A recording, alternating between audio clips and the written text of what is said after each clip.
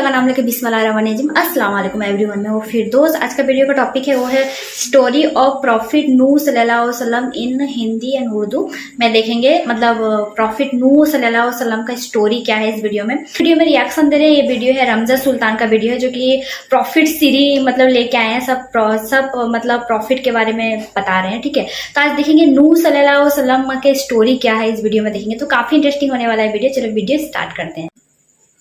अस्सलाम वालेकुम, मेरा नाम रमशा सुल्तान है।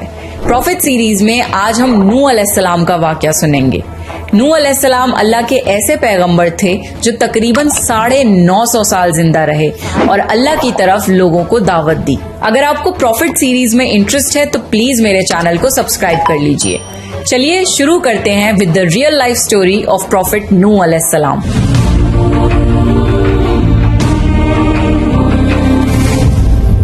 आदम अलैहिस्सलाम की वफात के तकरीबन 1000 साल बाद नूह अलैहिस्सलाम तशरीफ लाए। आदम अलैहिस्सलाम के बाद की नस्लें बहुत नेक थीं, पर तकरीबन 1000 साल बाद शैतान ने उन लोगों को बहकाया कि कुछ नेक और बुजुर्ग लोगों को याद रखने के लिए उनके बुत बना लो। तो लोगों ने कुछ बुजुर्गों को इज्जत देने के लिए उनके बुत बना लिए। उस वक्त तो बुतों की पूजा नहीं हुई, पर कुछ नस्लों बाद के लोग आहिस्ता आहिस्ता इन बुतों को पूजने लग गए। कुफर और शिर्क आम हो गया और एक अल्लाह की इबादत बंद हो गई। तब अल्लाह ने दुनिया में नूह अलैहिस्सलाम को भेजा। उस वक्त इंसानों की उम्रें ज्यादा होती थीं और नूह अलैहिस्सलाम की उम्र तकरीबन 950 साल थी। नूह अलैहिस्सलाम ने लोगों को अल्लाह की तरफ दावत दी। सूरह नूह में अल्लाह फरमाता है, यकीनन हमने नूह को उनकी कौम की तरफ भेजा कि अपनी कौम को डराओ और खबरदार कर दो, इससे पहले कि उनके पास दर्दनाक अजाब आए। नूह अलैहिस्सलाम ने अपनी कौम से फरमाया, ए मेरी कौम, मैं तुम्हें साफ साफ डराने वाला हूँ, तो तुम अल्लाह की इबादत करो और उससे डरा करो और मेरा कहना मानो, तो वो तुम्हारे गुनाह बख्श देगा। नूह अलैहिस्सलाम तबलीग के सिलसिले में बहुत मेहनत करते थे। दिन रात लोगों के घरों और इज्तिमात में जाकर उन्हें दावत देते थे। नूह अलैहिस्सलाम लोगों को प्राइवेटली और पब्लिकली समझाते, यहाँ तक कि उन्हें ये करते करते 950 साल गुजर गए, पर सिर्फ चंद लोगों के सिवा कोई ईमान नहीं लाया। नूह अलैहिस्सलाम की कौम उनका मजाक बनाती थी और कहती थी कि अगर तुम सच्चे हो तो जिस अजाब का तुम हमसे वादा करते हो उसको ले आओ। नूह अलैहिस्सलाम की कौम साल दर साल बुराई में आगे बढ़ती गई और नूह अलैहिस्सलाम को परेशान करती रही और कोई ईमान न लाया, सिर्फ कुछ लोगों को छोड़कर। फिर अल्लाह ने नूह अलैहिस्सलाम की तरफ वही की और फरमाया, आपकी कौम में से जो ईमान ला चुका है उनके सिवा अब कोई ईमान नहीं लाएगा, बस आप उनके कामों पर गमगीन ना हो।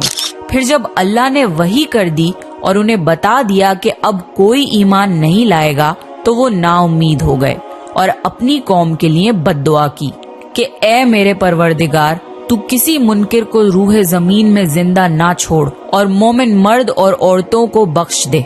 नूह अलैहिस्सलाम ने जब अल्लाह को पुकारा तो अल्लाह ने नूह अलैहिस्सलाम को एक बड़ी कश्ती बनाने की वही की, लेकिन नूह अलैहिस्सलाम नहीं जानते थे कि वो इतनी बड़ी कश्ती कैसे बनाएं। तो अल्लाह ने जिब्रील अलैहिस्सलाम को उनकी मदद के लिए भेजा। नूह अलैहिस्सलाम एक पहाड़ पे रहते थे। उनके आसपास दरख्त नहीं थे, ना ही पानी था।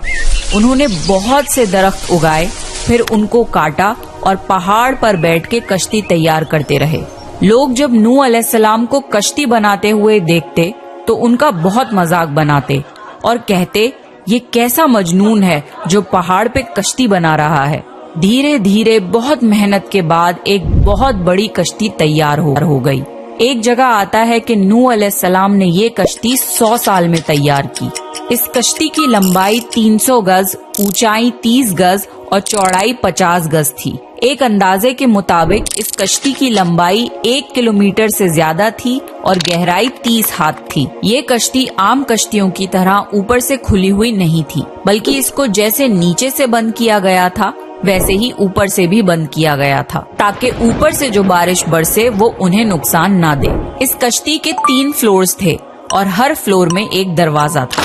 अल्लाह ने नूह अलैहिस्सलाम को हुक्म दिया कि मोमिनों को और अपने घर वालों को اور زمین پر بسنے والے تمام جانوروں کا جوڑا جوڑا اس کشتی میں سوار کر لو۔ پھر اللہ نے آسمان اور زمین میں سے پانی کھول دیا اور سیلاب آ گیا۔ اس سیلاب نے دنیا میں رہنے والے انسان اور جانور سب کو غرق کر دیا۔ طوفان کا پانی پہاڑوں سے بھی اوپر ہو گیا اور صرف نوح علیہ السلام کی کشتی اس طوفان میں باقی رہی۔ صرف وہی لوگ اور جانور بچے تھے جو کشتی پر سوار تھے۔ اتنے بڑے نبی ہونے کے باوجود نوح علیہ السلام کا بیٹا کشتی پر نہ آیا۔ نوح علیہ السلام نے اسے پکارا کہ میرے بیٹے اس کشتی میں آ جا اور کافروں کا ساتھی نہ بن، لیکن اس نے کہا کہ میں کسی پہاڑ کی چوٹی پر پناہ لے لوں گا جو مجھے اس پانی سے بچائے گی۔ نوح علیہ السلام نے فرمایا کہ آج اللہ کے حکم سے کچھ بچنے والا نہیں مگر وہ ہی جس پہ اللہ رحم کرے۔ باپ اور بیٹے کے درمیان یہ گفتگو جاری تھی کہ ایک طوفانی موج نے ان کے بیٹے کو غرق کر دیا۔ جب نوح علیہ السلام کے سامنے ان کا بیٹا غرق ہو گیا تو ان کی آنکھوں میں آنسو آ گئے اور وہ پکار اٹھے، اور تو نے مجھ سے وعدہ کیا تھا کہ میرے گھر والوں کو نجات عطا فرمائے گا، اور تو تمام حاکموں میں سے بہتر حاکم ہے، لہٰذا یہ ناممکن ہے کہ تیرا وعدہ پورا نہ ہو۔ اللہ نے فرمایا اے نوح، وہ تیرے اہل سے نہیں تھا کیونکہ وہ کافر تھا۔ کفر نسب کو ختم کر دیتا ہے۔ اللہ نے نوح علیہ السلام سے فرمایا کہ آپ ہرگز وہ چیز نہ مانگیں جس کا آپ کو علم نہیں۔ نوح علیہ السلام یہ بات سمجھ گئے اور فوراً اللہ سے توبہ کی۔ فرمایا اے میرے پروردگار، میں تیری ہی پناہ چاہتا ہوں اس بات سے کہ تجھ سے وہ مانگوں جس کا مجھے علم نہیں۔ اگر تو مجھے نہ بخشے گا اور مجھ پر رحم نہ کرے گا تو میں خرابی والوں میں ہو جاؤں گا۔ کشتی نوح علیہ السلام اور ان کے ساتھیوں اور سارے جانوروں کی نسل کو لیے پانی کی تیز لہروں پر بلندی سے چل رہی تھی، مگر زمین پر موجود ہر چیز، انسان، جانور، پرندے غرق ہو چکے تھے۔ ان میں سے کوئی باقی نہیں بچا تھا، اگر کوئی بچا تھا تو وہ تھے کشتی والے۔ نوح علیہ السلام اور ان کے ساتھی 6 مہینے تک اس کشتی میں رہے۔ آخر اللہ کے حکم سے طوفان رک گیا۔ اللہ نے زمین کو حکم دیا کہ وہ پانی نگل جائے۔ زمین نے سارا پانی نگل لیا اور زمین خشک ہو گئی اور کشتی پہاڑ پر جا کر ٹھہر گئی۔ اب انہیں حکم ہوا کہ سلامتی کے ساتھ کشتی سے اتر آئیے، آپ سب پر برکت نازل ہوگی اور ان نسلوں پر بھی جو آپ سے پیدا ہوں گی۔ پھر صرف نوح علیہ السلام سے آگے کی نسل شروع ہوئی اور زمین میں ان کی اولاد کے علاوہ کسی اور کی نسل باقی نہ رہی۔ سارے جانوروں کی نسلیں بھی یہیں سے پھر سے پیدا ہوئیں۔ نوح علیہ السلام کے 3 بیٹے تھے، سام، حام اور یافز، جن سے دنیا کی نسل آگے بڑھی۔ سام کی اولاد گندمی رنگ کی تھی۔ عرب ممالک سیریا، فلسطین اور اسرائیل کے لوگ سام کی اولاد ہیں۔ حام کی اولاد کالی رنگت کی تھی۔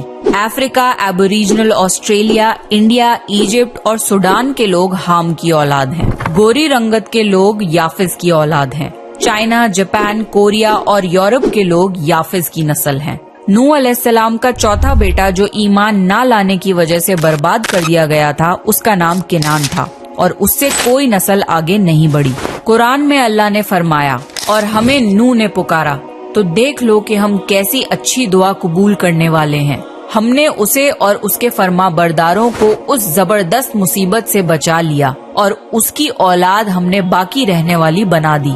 طوفان کے بعد نوح علیہ السلام 350 سال زندہ رہے، پھر نوح علیہ السلام فوت ہو گئے۔ نوح علیہ السلام کی کشتی آج بھی موجود ہے۔ ریسرچرز نے ترکی میں اس کشتی کو ڈھونڈ لیا ہے۔ قرآن میں اللہ نے فرمایا اور بے شک ہم نے اس واقعے کو نشانی بنا کے باقی رکھا، پس ہے کوئی نصیحت حاصل کرنے والا؟ لوگ سٹوریز کو تو ڈینائی کر سکتے ہیں پر ایویڈنسز کو ڈینائی نہیں کر سکتے۔ نوح علیہ السلام کی یہ کشتی ایک بہت بڑا ایویڈنس ہے اس پورے واقعے کا۔ تو یہ تھا نوح علیہ السلام کا بہترین واقعہ۔ نیکسٹ آپ کون سے پروفٹ کی سٹوری سننا چاہتے ہیں پلیز کامنٹ کر کے بتائیے، اور اگر آپ کو پروفٹ سیریز میں انٹرسٹ ہے تو پلیز میرے چینل کو سبسکرائب کر لیجئے۔ دس از می رمشا سلطان۔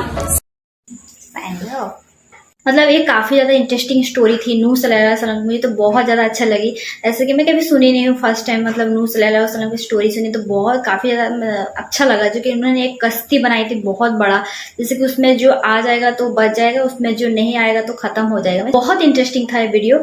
तो आई होप आपको भी वीडियो बहुत ज़्यादा अच्छा लगा। अगर वीडियो अच्छा लगे तो चैनल को सब्सक्राइब कर देना, वीडियो को लाइक कर देना। अस्सलाम वालेकुम।